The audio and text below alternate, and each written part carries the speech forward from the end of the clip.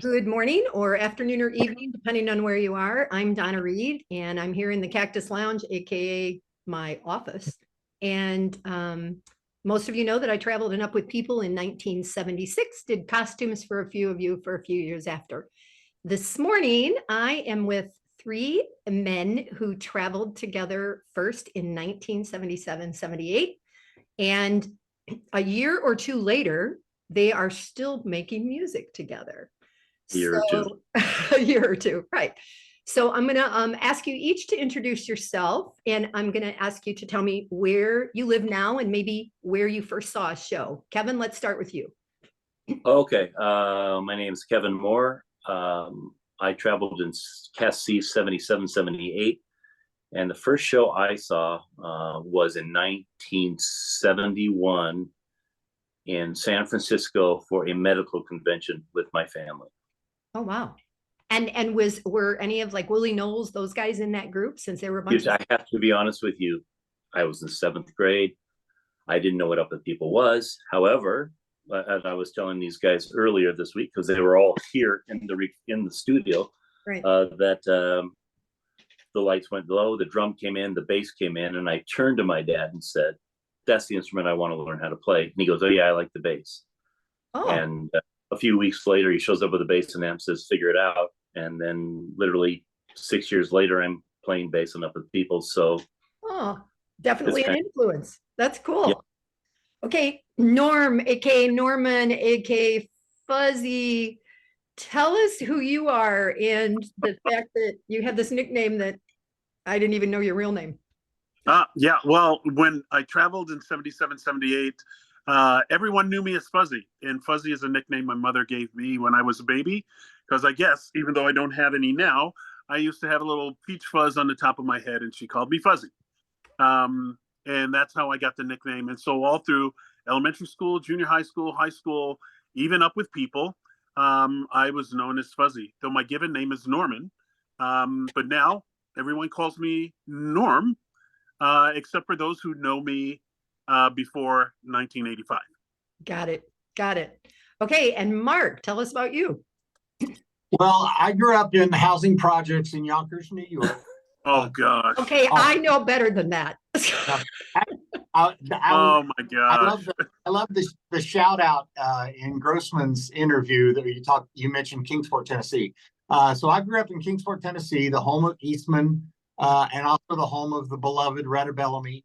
Yeah. I started in Sing Out Kingsport when I was in the 7th grade, which would have been in 1970, and performed with them all through high school. So it was interesting. We always talked about the national cast. I had no idea really what that was. But then when Retta traveled in 76, they came to East Tennessee. And so I went to the show and auditioned. I auditioned as a singer, guitar player, or as a guitar player. So I went through the guitar player stuff, and then they wanted me to sing something. And so I sat down at the piano and played the one song I knew how to play on piano and sang it. And so when I got to Tucson, they had me down as a guitar player / piano player. So I had to fix that quickly. So yeah, I was familiar somewhat with the organization, but it was still quite the adventure. So first of all, I didn't know that they allowed 7th graders in sing out, so that's interesting. And Retta is absolutely beloved and not beloved, depending on who she was working with at the time. And she knows I would say that to her, depending on your specific contact. Well, I actually, I had a music teacher who was in a Sing Out, was in the national cast of Sing Out, and ended up becoming a teacher because he got drafted, and he either had to leave Sing Out and start doing a profession, or he was going into the Army. And so I was lucky enough to born in Yonkers, went to school in Yonkers, New York, and not Mark, me. And he taught us. I heard Up With People songs from, I mean, from 1968. My first show was 1969, 70 with the Wow. Smithfields. Oh, wow. And I saw Chuck Wansley, and like Kevin, I want to play drums. So you guys, it's just interesting, the connection. So Mark, then you saw the cast that I was in, because I was 76A with Retta, and Fuzzy, we ended our tour in Yonkers. That's where our tour ended. Yeah. Really? Yeah. Was that 19? So you were at Spring of Yonkers? 77. Spring of 77. Yeah. You were at Yonkers High School? I was. Yeah. Oh my God. I was in an orange dress. You might have recognized me. Well, oh my gosh, is there a sordid tale to that? All right, you have to tell me that later. The show. Funny. I never saw the show. Oh my. Okay. Well, I never saw the show. I didn't see the assembly. I was busy doing my thing as a crazy teenager. Oh my. Okay. Well, that's the Paul Harvey rest of the story, which anybody 30 won't know what I just said. Exactly. So. I'm sorry. The same thing with me. I just interrupted a little bit. Up With People is not on my radar at all. Zero. And the reality is, I got a call out of the blue. It's amazing what 2 minutes can do to change your life. I got a call from a guy named Steve Caldwell. Oh, imagine. And he said, I talked to your music director from your high school, and I asked him if I knew anybody who could sing, play an instrument, and dance, and he gave me your name. Are you interested in Up With People? Wow. And I said, okay, kind of a deal. And then that's when I ran into Pat Berry for the first time, because I went to Perry, Iowa, and saw a show.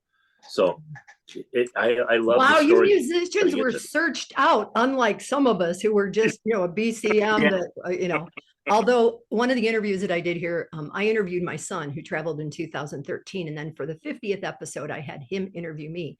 He didn't know that I was a Navy ROTC scholarship until I saw Up With People. And then literally, you guys, not one more comment about the Navy in my diary. It just went. Wow.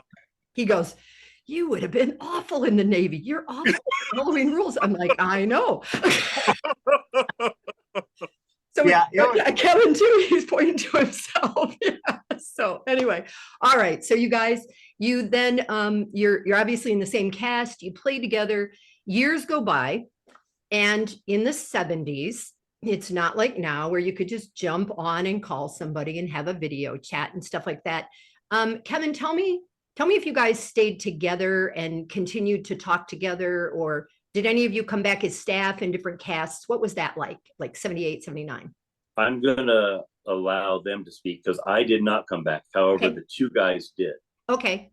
So Fuzzy, why don't you tell me what your memory of that is? Well, I came back and I was in 78, 79 C. And I was there for just one half a semester. Okay. As a musician? No, as a recruiting person. Okay. Doing recruiting. Okay. And Mark, what about you? I did the GE tour.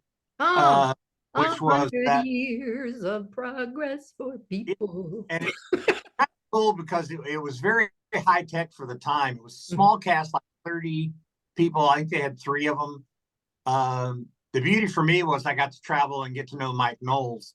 But it was pretty high tech. They had rear screen projectors and curtains and glitter, and we got to switch out of those ugly brown and gold costumes to blue and white. Blue and white, but you still had a bodysuit, right?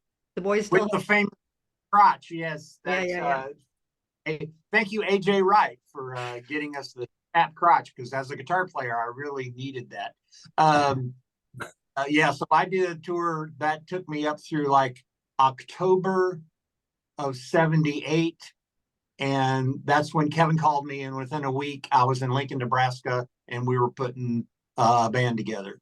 Oh, that's cool. That's cool. Okay. So you were in Tennessee. Kevin, you were back at home in Nebraska, right? Because that's where you were from originally. You're okay. And then Fuzzy, were you back in New York at that point? I'm pointing to the States. Can you tell I'm doing that? Yeah. Yes. I was back in New York. Yes. And got a phone from Kevin saying, we're starting a band. We want you out here. Okay. So you go to Nebraska. And who wants to tell me what happens then? Kevin, since it's your home, you want to tell me what happens then? Well, essentially, the day I got home from Europe after traveling, we did some more traveling, and I got home and I'm jet lagged. And my mom surprised me with a big party with all my friends to show up, and I was exhausted. And then the local guys who I'd been playing with before, who are also part of the band, they showed up my doorstep and said, "We need to go on the road." And that's when I said, "Well, I just got off the road, so maybe we can calm down a little bit." And then they said, "But we're looking for a singer, and we need this and we need this." And I go, "I got them, so I'll take care of that." And they said, "Great," because they were assuming that I had met somebody while I was there, and they were right. So the first call went to Mark. We needed a lead singer, but Fuzz, he came up in the conversation because the drummer we were playing with at the time came and saw us play in Holdridge, Nebraska, which is not near Lincoln. And I admired Fuzzy a lot. And actually, I think talked to him after the show. And so when I said, "Well, I wanted Mark," and he said, "Well, we need Fuzzy too. We definitely need Fuzzy too." And I said, "Well, that was my plan all along. I just hadn't got to it yet." So I made the call. They came at separate times. And then all of a sudden we were all in the same house called the Worthington Palace. It was not a palace. It was not a palace. But we were there and rehearsed and had side jobs. And I mean, I was a waiter, and Fuzz was a cook, and Mark he worked for a department store. And we just put everything together until we finally had the show together and got a agency out of Minneapolis and hit the road. Wow. Wow. Okay. So I was going to ask if this was vocation, avocation, through the years. I'm just going to say you probably had to do something else to make money. Have you made a living off of music through the years? Is that like your full-time thing? Any of you guys? Well, I did 30 years of music ministry. Okay. In the Twin Cities. And so I'm in Minneapolis right now. And I was at a big mega church for 18 years. And then another 10 years at a smaller church developing a contemporary service for them. Okay. Okay. And Kevin, do you do other outside of music? I do. When we were on the road, I'd come home and get my haircut from a buddy of mine. And every time I talked to him, I said, "What's new?" "Oh, I bought a car." "Oh, and oh, I bought a house." "Oh, I'm getting married." He sounded relatively normal because we were not living a normal life. That's right. And I thought, how long is the school? It's about 1.5 years. Well, I could do that until I wanted to figure out something else. But I did. I owned a salon. I owned a day spa. I had 30 employees. I had kind of a conglomerate thing for a while. And then I got burnt out. And so it retired at 60. I sold everything. I whittle hair 1 day a week. And the rest of the time I'm music oriented because I was always music. While I was doing that, I was still playing in bands every weekend. So nice. I was more of a musician than a hairstylist. That's absolutely true. But that was that's what I did to live. But what I lived for was to play music.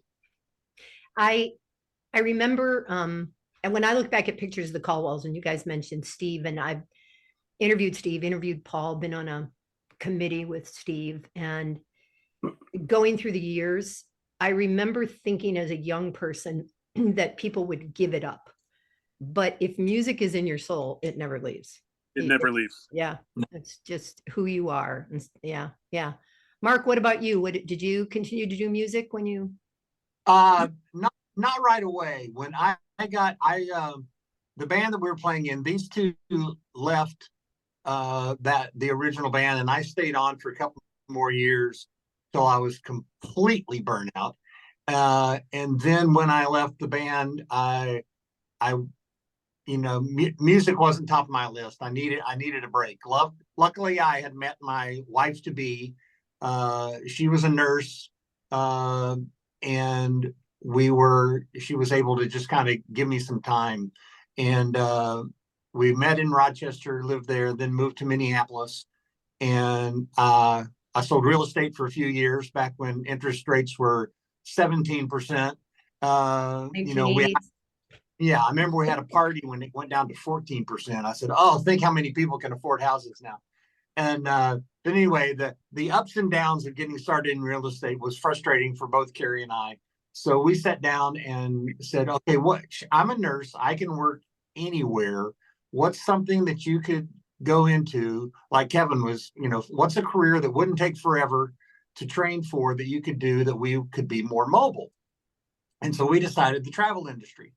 So this was just when computers were coming into the industry. So I went to school and became a travel agent. And then 6 months later, we had the opportunity, very intelligent marketing. Queens Medical Center in Honolulu came to Minnesota in January recruiting nurses.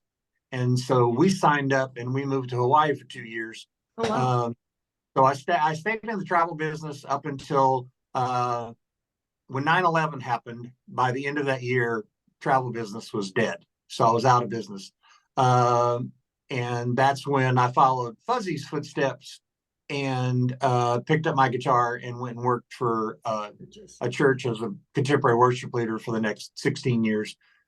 Also playing out as a solo. There again, it's been interesting how technology has been a big factor. Our cast, I think the main reason we're still in such good contact is that early on in the 80s or early 90s, whenever it happened, when Yahoo groups was a thing, because we had a couple of cast members that did newsletters and we'd hear like quarterly. But how many guys we had 106 in our original cast. How many folks would you say that we're still close contact with? 30? I think more than that. 40, yeah. You guys have a reasonable turnout at reunions. I've done enough reunions that I know who comes and who doesn't. Was your cast, was that Brenda Moran? Was she in your cast? Yeah. Okay, yeah, you guys are, I know that group. Yeah. Tim Lane was our cast director. Pat Berry was our show manager. AJ Wright and Eileen Senna were our dance captains. So we had real good people leading us, and then we just had a very good luck of the draw. I mean, you talk about your, we had a bunch of foreign out of US. I mean, like 18 or something, 11 different countries. We had a large representation, and for some reason we got lucky. We didn't click out, but we had a lot of folks. I think the only real click was the band. We were always treated very well. We got to do all the special shows and stuff, and so it was nice. And for me, the show was the reason I was there. I to perform the show. That changed. I'm going to interrupt for a minute. I was just in I was just in Denver because my son Caleb was performing in what's he performing in? Rock of Ages. School of Rock. School of Rock. Thank you. You knew what show he was in, and I couldn't think of it. I saw the. Yeah. Anyway, Tim Lane came with me to the show. He almost always, if he can, comes to a show with me, and he said that since Brenda and Pat are in charge of the silent auction in Ireland this summer, that there's a reasonable number of 77 group going. Are any of you guys headed to Ireland for the reunion? Kevin, you're going? Good. Yeah. Cool. Yeah, I'm going to Europe in the spring, and I don't think I can squeeze out 2 trips to Europe in the year. So. And I have helped with almost all of the reunions, but my knee replacement is only 3 months old, and I'm not making commitments to do anything that requires me to walk, run, or stand a lot right now. I'm waiting to see. So anyway, all right. Okay. So the years go by. Tell me, so you just got together again, and you're recording a new song, a new album. And do you guys write your own stuff, or what's that piece of life like? Kevin, I know that's a big question. I can see you like going, "Hoof." Well, first of all, getting back together again is not the term. We never left. Okay. We have been in some form or another, somewhere along the line, even though we were separated by states and miles, we've always had a pretty strong connection, the three of us. Okay. So the idea of getting back together. However, when, as you can see behind me, I'm sitting in my studio, Yeah. and what happened was COVID, Mm-hmm. and we lost friends. Oh, yeah. I lost family members, and I turned to my wife and said, I want to create something that will be around after we're gone, just in case, because now all of a sudden, we're getting older. I want to record some of my music, songs that I've written, and I want to learn this. And she said, go for it. So she's upstairs, wonderful, knitting and enjoying her life. And I'm generally down here in the studio trying to do stuff. So I've been honing and trying to understand whatever this is The system. for about since 2019. So what happened was, back when we were on the road, we were writing songs. We just were. I mean, Mark wrote and I wrote, and I would hear things in my head, and I'd grab those guys and say, you sing this, you sing this, you sing this. We were always collaborating. So now I had the tools to go back and visit some of those songs that we wrote. Oh, nice. 40 odd years ago, right? And one of them was a song that I wrote in first semester that we, we're such nerds. First semester? First semester of our year in 77. Yeah. So we all went home for Christmas for 1 week, and then we went to Kingsport for the second week, because his buddy, who's now a buddy of ours, had a little impromptu recording studio in his basement, and we laid stuff down. So I had the old reel to reel, and I have all this stuff. And so I revisited that music, and I thought, this is worth redoing. But if I'm going to redo this song, I can't do it alone. I got to have these guys sing their parts again and put it all together. And then along the way, when they said yes, and they were flying in to actually put down their vocals and do some stuff that I've already laid down, I said, well, if they're coming, I'm going to ask the existing members that are still alive of Keystone, can you come and play? Oh, that's who the others were. Okay. Yeah, and they said yes. So it is, in my opinion, even though it was the song that I came up with 40 odd years ago, it is now, because of the contributions, it is now a new Keystone song. Oh, that's so sweet. Because of that, it's fun. And Mark has the same stuff in his basement, and so we collaborate, and while he was here, we started working on another song just for fun. And so I send him the stuff, and he's going to work on it, and he'll send stuff back to me, and I can work on it. And that's cool. And unfortunately, Fuzz got to get in the car and come back, because I got a few things I want him to do still. Wait till the snow melts, Yeah. So that's how this all came about, that musically, we're always going to be tied. There's another side to this scenario, as an unfortunate side, and I'm going to talk about it, so I don't. Okay. I don't want Mark to have to go through it, but actually, go ahead. Okay.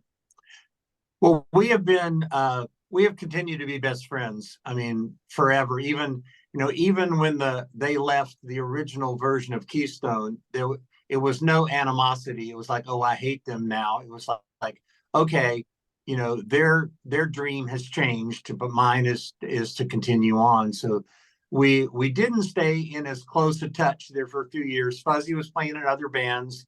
Kevin had gone home to Lincoln and was figuring out how he's going to pay his bills.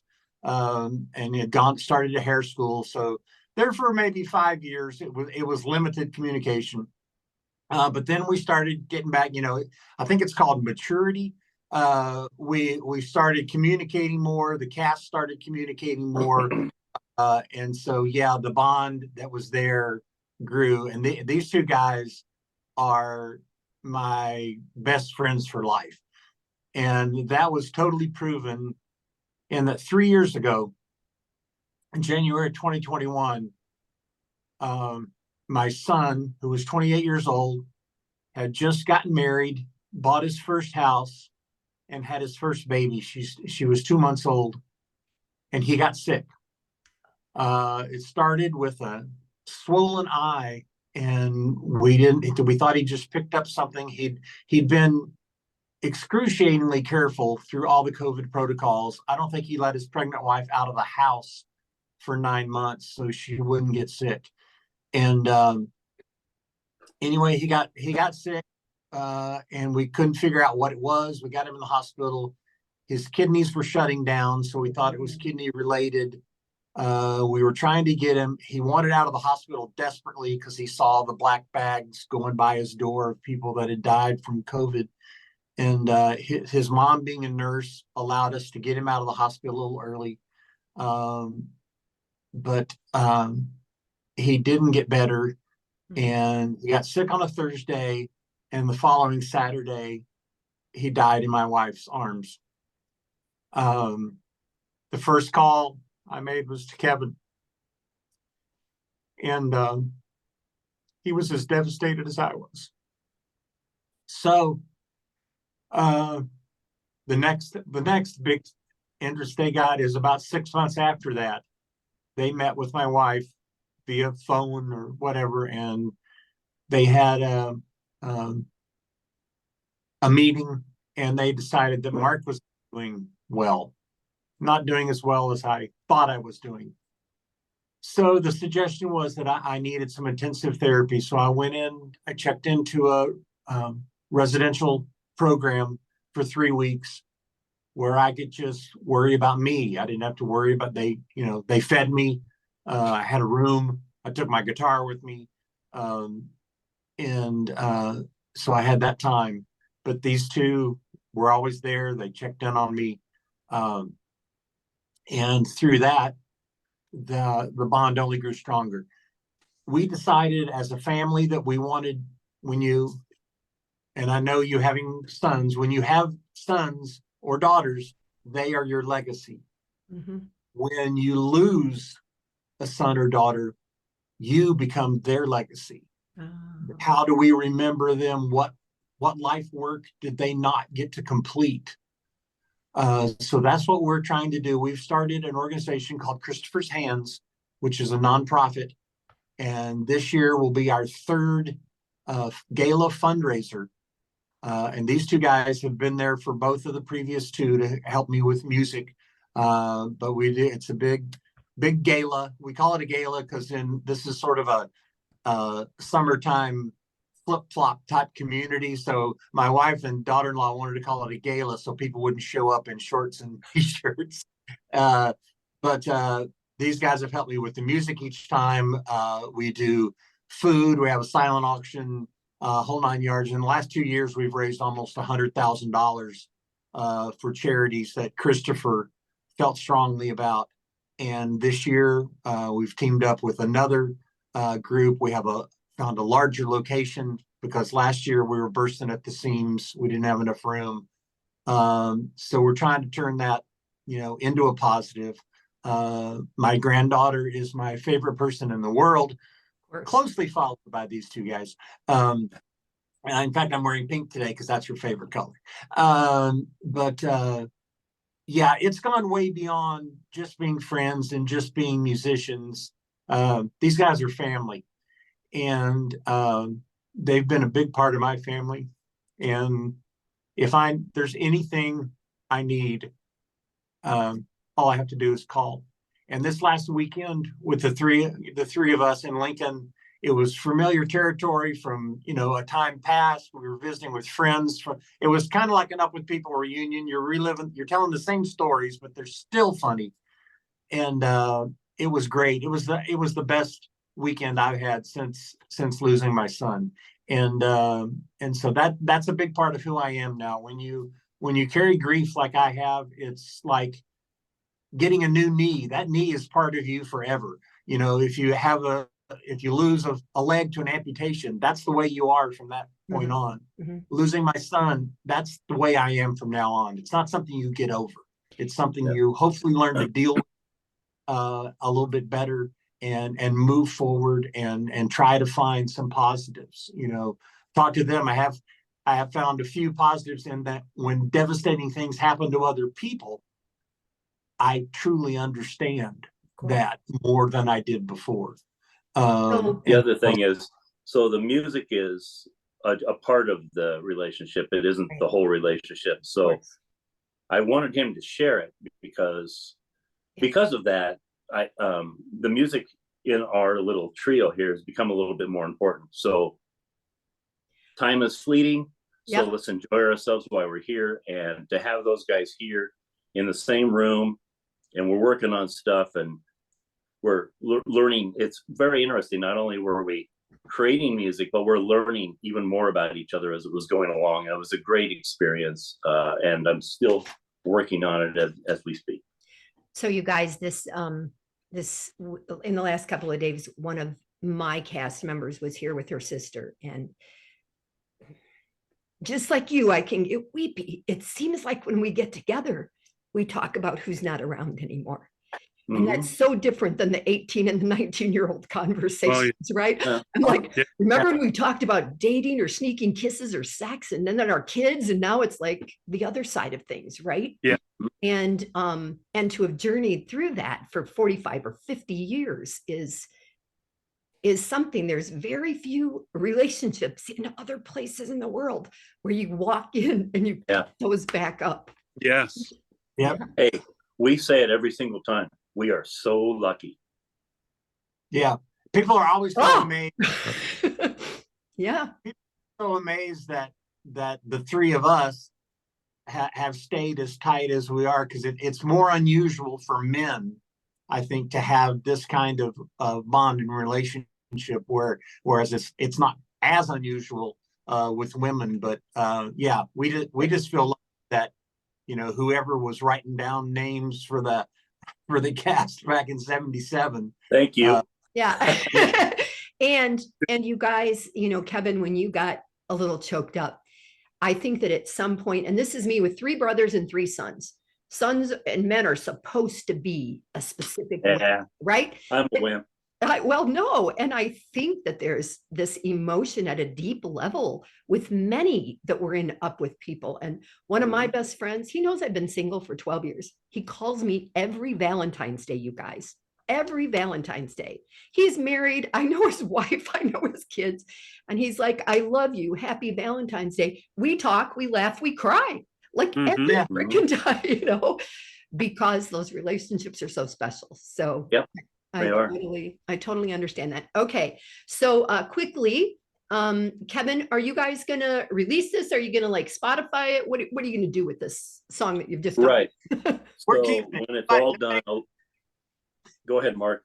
I said nobody can hear it. We're just keeping it first. Okay. Exactly right.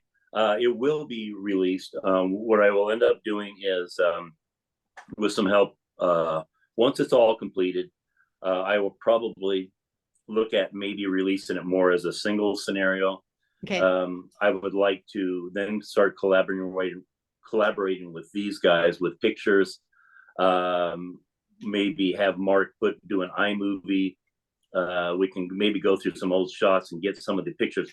Like on my wall here is a dozen pictures of us back in the day. That's awesome. That we could maybe use as a little get together scenario of the golden days, if you want to call those golden. These might be your golden days. Yeah, and then we'll put it out. I'll put it out on the music on Spotify. It'll be on YouTube. It'll be on Facebook.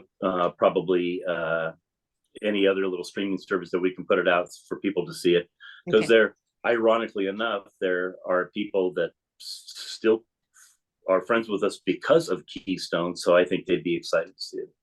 All right. So you guys, because we've got 4 minutes, I'm going to wrap it up. And then what I'm going to suggest is in the past, I had so many of these pre-recorded that I wouldn't release them. But after my knee surgery and Christmas and everything, I haven't done many. So I probably will make this live pretty quickly in the Cactus Lounge. Okay. And what I'm going to suggest is if you don't follow it, but you go there or whatever, that maybe when this song is ready to go, you come back and you comment on it and you put where people can get to it, underneath this video. Why not, promote yourselves and advertise. Once we get Kev, because Kev has become the most prolific person I've met since Kirby. He always, he has musical ideas in his head constantly. Awesome. And And it's amazing. I mean, I will never be that prolific. If I have a decent thought once a year that I can turn into something, that I'm happy. I have to wait for the muse and the timing and the whole thing. And Kevin goes, "Oh, I wrote this today in the shower." That's So, awesome. All right. But I'm figuring the day D will probably be on our Cast C WhatsApp page, and we'll send it out to the group first, Okay, and then that's fine. Yeah. great fun. All right, I gotta get going and wrap it up. Fuzzy, I'm gonna ask you just real quickly, is there one thing that you can say in 1 minute that you would encourage young people about, whether you understand the new program or not, what Up With People did and why they should do it? Wow. Well, I think the prime example of it is what the four of us are doing right now. It'll change your life and create lifelong friends that will change your life. These two guys have changed my life. My experience in Up With People has changed my life from being an inner city kid with really a questionable future. And Yeah, then I look based on the fact that you didn't see my show, I'm gonna go with that. okay. But that would be my strong suggestion. Awesome. Life is an open book, and what a great way to begin to write it is in an organization that can open doors to you. Awesome. All right, thank you guys. I'm gonna stop the recording and get this uploaded. Stay for just one more second, okay? Okay.